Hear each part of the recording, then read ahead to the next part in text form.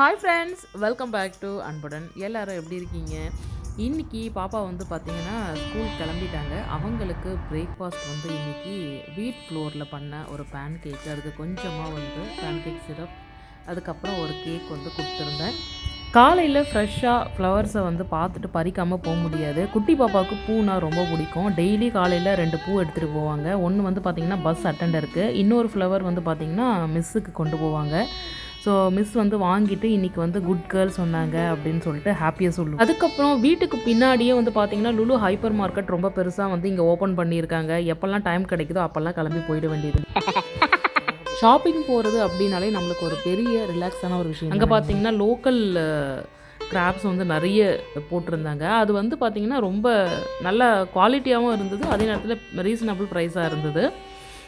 So அதில் வந்து அந்த ஸ்மெல் வரும் இல்லையா, அதுக்காக வந்து நான் எப்போவுமே மஞ்சப்பொடி, உப்பு, அதில் வந்து ஒரு 2 டீஸ்பூன் அளவுக்கு வினிகர், இந்த வாட்டரில் வந்து இந்த கிராபை கொஞ்சம் நேரம் முங்கி வச்சுட்டோம் அப்படின்னா ஸ்மெல் வந்து நம்மளுக்கு அவ்வளோ வந்து வராது. அதனால் வந்து ஒரு 10 மினிட்ஸ் இந்த மாதிரி வச்சுட்டு அதுக்கப்புறம் வந்து நம்ம எடுத்து சமைக்கலாம், திரும்ப வாஷ் பண்ணிவிட்டு. இப்போ குழம்புக்கு தேவையான மசாலா வந்து அரைச்சி எடுத்துக்கலாம். யூஸ்வலாக கிராப் வந்து நம்ம வந்து அப்படியே ஜஸ்ட்டு ஃப்ரை மாதிரி பண்ணிவிடுவோம், மசாலா மட்டும் போட்டு. இப்போ குழம்பு மாதிரி வைக்கணும் அப்படின்னா வந்து எப்படி பண்ணுறதுன்னா, சின்ன வெங்காயம் எடுத்திருக்கேன், பூண்டு, இஞ்சி எடுத்திருக்கேன், அதில் வந்து மிளகு, சீரகம், சோம்பு சேர்த்துருக்கேன், 2 டீஸ்பூன் அளவுக்கு தேங்காவும் வந்து சேர்த்துருக்கேன். இதை வந்து ஃபைன் பேஸ்ட்டாக வந்து அரைச்சி எடுத்துடலாம். இதுக்குள்ளே ஒரு பாத்திரத்தில் வந்து பார்த்திங்கன்னா நம்ம சிக்கன் குழம்பு செய்யும்போது என்னென்ன ஸ்பைசஸ் போடுமோ அது எல்லாமே சேர்த்துடலாம். இதில் வந்து கொஞ்சம் பெரிய சைஸு பூண்டும் வந்து சேர்த்துருக்கேன்.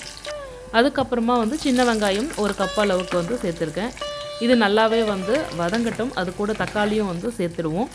இதுக்குள்ளே 10 மினிட்ஸுக்கு மேலேயே ஆகிருக்கும். இந்த கிராப்பில் இருக்கிற தண்ணி எல்லாத்தையும் ஃபில்டர் பண்ணிவிட்டு திரும்ப வந்து ஒரு 2-3 வாஷ் வந்து இந்த கிராப் நல்லா வந்து வாஷ் பண்ணி எடுத்துக்கலாம்.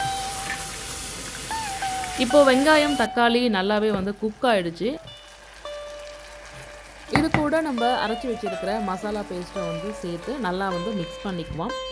ஒன்ஸ் சேர்த்ததுக்கப்புறமா வீட்டில் அரைச்ச குழம்பு மிளகாத்தூள் 2-3 டீஸ்பூன் அளவுக்கு வந்து சேர்த்துருக்கேன். பெப்பர் அதிகமாக சேர்த்துட்டிங்கன்னா மிளகாத்தூள் பார்த்து சேர்த்துக்கோங்க. இது கூட Kashmir red chilli powder 1 teaspoon அளவுக்கும் கொஞ்சமாக மஞ்சத்தூளும் வந்து சேர்த்துருக்கேன்.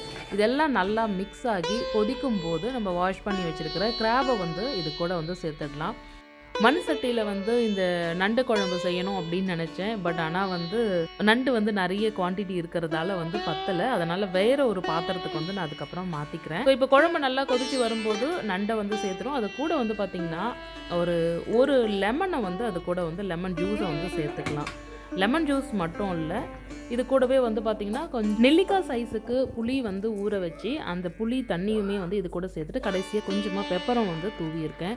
இதில் வந்து இந்த எலுமிச்சை சாறு, புளி ஜூஸ் இதெல்லாமே வந்து நீங்கள் சேர்த்திங்க அப்படின்னா தான் வந்து அந்த குழம்பு சாதத்தோடு பிசைஞ்சு சாப்பிடும்போது அவ்வளோ டேஸ்ட்டாக இருக்கும். ஏன்னா வெங்காயம், தேங்காய் இது எல்லாமே வந்து அரைச்சி ஊற்றி இருக்கிறதால கொஞ்சம் புளி டேஸ்ட் வந்து இல்லை அப்படின்னு வச்சுக்கோங்களேன், ஒரு மாதிரி சப்புன்னு இருக்கும்.